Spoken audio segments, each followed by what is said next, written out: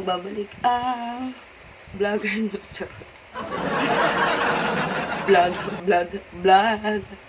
So, for today's video, singit-singit lang yung vlog natin ngayon. Gusto ko lang i-share this. Ayan.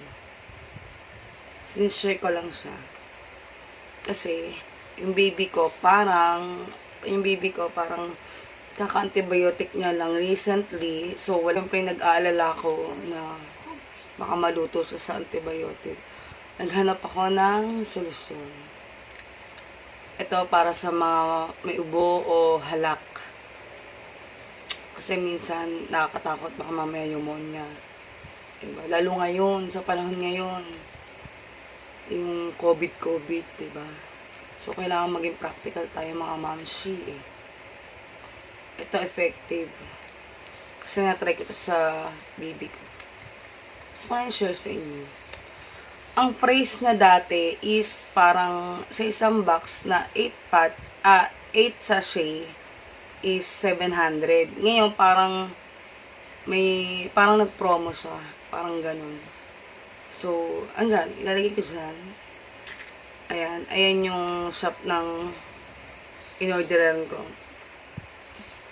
So, pa-check na lang kung ano. Pero ito legit to. Legit to, guys. Sa isang box ito, may laman na 4 sachet. Actually, nabuksan ko na yung isa. 4 sachets. Pwede rin siya sa matanda, sa bata. So, ito, nabuksan ko na to.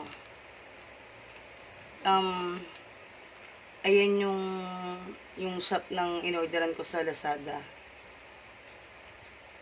So, papakita ko sa inyo yung laman nito. Sa isang sachet, 2 patches yung laman. Itong 4 na to, nasa isang box to. Tatapon ko na yung box eh. Sa baby or infant, 3 months pataas, pwede siya ng 8 hours. 8 hours.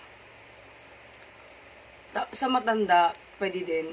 So, ang lagay niya, harap at likod, bali 2 patches, harap at likod. Pero pwede din namang one patches lang. 1 patch lang. Pwede din naman na isa lang.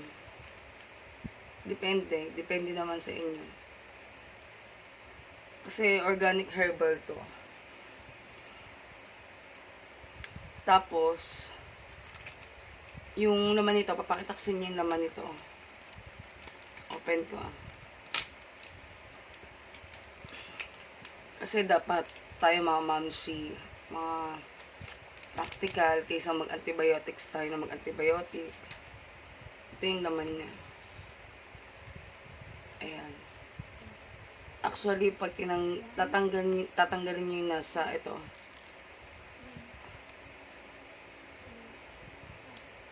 Hindi ko matanggal. Pag tinanggal niya siya, meron siyang ganito. Ayan. Ito, tinatanggal din po to mga mamsi. Tapos, sobrang dikit na kasi. So, kailangan, kakalagay ko lang sa baby ko. Yes. Pag tinanggal niyo yung puti at idinikit nyo na sa dibdib or sa likod, kailangan sure na kayo na doon nyo ididikit kasi madikit to.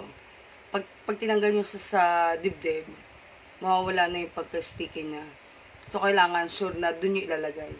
Hindi pwede palipat-lipat. Tapos, 8 hours nga yung tinatagal. So, sa matanda, pwede siya hanggang 12 hours. Ako, yung observation ko lang naman is, effective naman siya kasi parang yung madikit na ubo ng baby ko, ko is parang medyo, alam nyo, nagkaroon ng tunog, hindi na siya yung parang kahul-aso. Ganun. So, ayun nga. Allergic kayo sa mga ganito. I-try nyo muna kung saan part ng balat ng mga 1 to 3 minutes. Idikit nyo muna kay baby o kaya sa inyo para to make it sure na wala tayong allergy sa mga ganitong patch. Hindi ma-irritate yung balat natin, ganyan.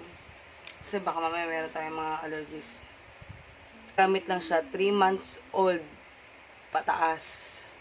So, pag mga literal na infant, gaya ng 1 month, ganyan, 2 months, wag muna. Kasi hindi pa naman talaga dapat inuubo. Sana nakatulong mga mamshi.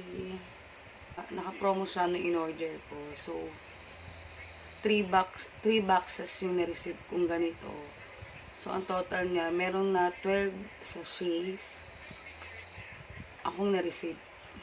Sana nakatulong yung na-review ko. Ayan, organic herbal. Thank you! Bye!